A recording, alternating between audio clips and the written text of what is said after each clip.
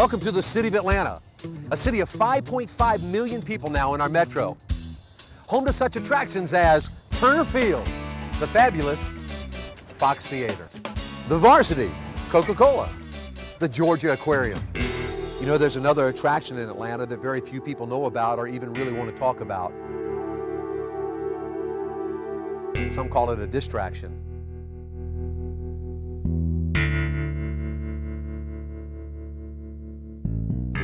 It's the homeless.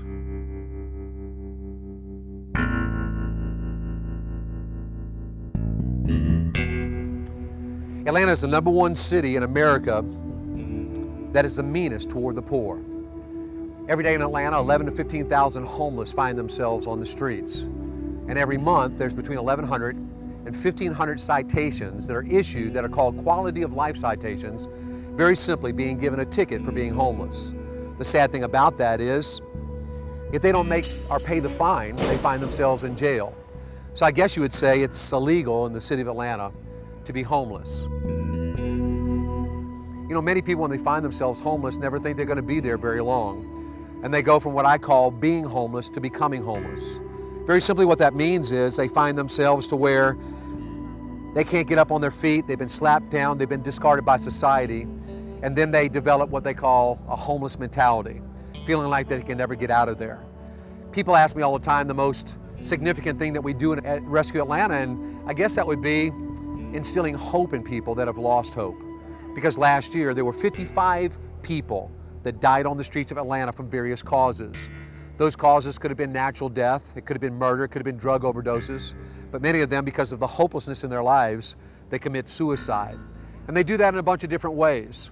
Through an overdose, maybe from jumping from a bridge into oncoming traffic, stepping in front of a MARTA bus or a MARTA train, or maybe even hanging themselves just to get out of this thing called life. And so what we do at Rescue Atlanta very simply is to be able to offer them hope in a hopeless situation. Many people say, you know, hey, we offer a hand up instead of a hand out. But I beg to differ with you, because until you offer a hand out, they'll never understand what it means to grab the hand that's up. There were hands that were stretched out over 2,000 years ago through the person of Jesus Christ. And what we're trying to be is those same hands stretched out to offering hope to a hopeless generation.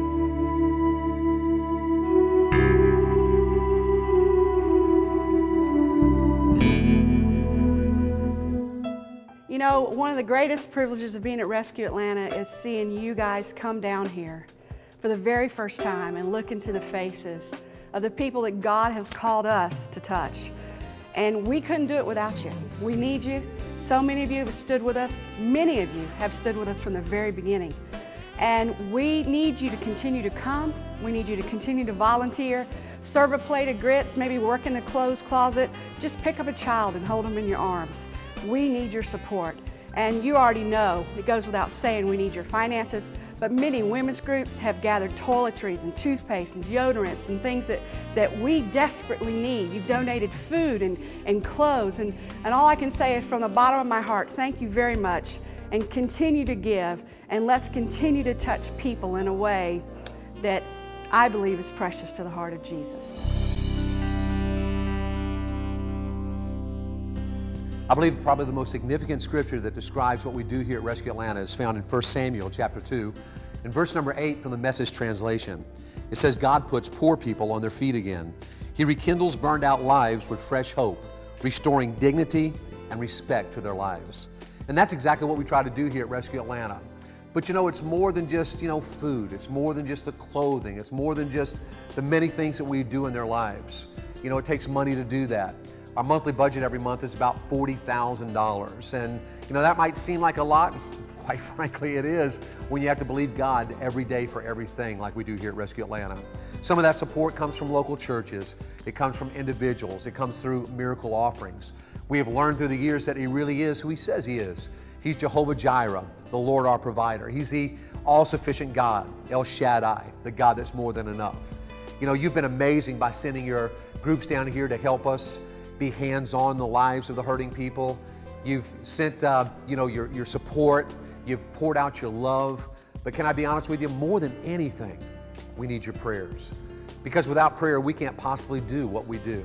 without you praying for us and setting your faith in agreement, the miracles that take place here every day at Rescue Atlanta could not be possible. Hey, if you're ever in Atlanta and want to come take the ride of your life, come hop on our Jesus bus and you can ride with us as we go to reach the people that God desperately wants. Here we go. Ha ha! Woohoo!